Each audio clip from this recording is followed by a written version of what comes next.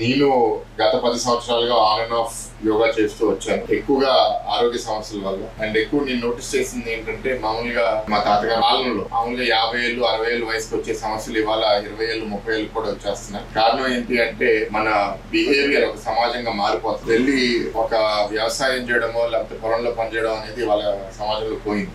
శారీరకంగా పనిచేసేది కూడా ఇప్పుడు తగ్గిపోతుంది. అందరి పని ఏంటి అంటే కంప్యూటర్ ముందు కూర్చోవడం, ఫోన్ ముందు చూడడం, మెడకాయ వంగడం, దానికి స్పాండిలైటిస్ రావడము, మెల్లగా బ్యాక్ పెయిన్ రావడం, రకరకాల సమస్యలు. అంతేకాకుండా ప్రత్యేకంగా ఈ 20 సంవత్సరాల్లో పుట్టిన పిల్లలందరూ మనుషులతో ఎట్లా ఉండాలో కూడా తెలియకుండా పోయిన కాలం ఇది. ఫోన్ లో బెస్ట్ ఫ్రెండ్లు అయిపోయారు. చిన్న చిన్న సమస్యలు కూడా కొన్నంత సమస్యలుగా కనపడుతున్నాయి అందరికి. సో వెస్టర్న్ మెడిసిన్ ఇవ్వలేని ఒక సమాధానం మన కల్చర్ లో, మన నాగరికతలో ఉంది. ఈ యోగా అనేది ఎన్నో వేల సంవత్సరాల నుంచి మన ఇక్కడ హిందువుల కల్చర్ లో ఉంది. ఇప్పుడు 10 సంవత్సరాల క్రితం నుంచి యునైటెడ్ నేషన్స్ దీనికి ఒక డిక్లరేషన్ చేసినప్పటి నుంచి ప్రపంచవ్యాప్తంగా మనం ఇది సెలబ్రేట్ చేసుకుంటున్నాము.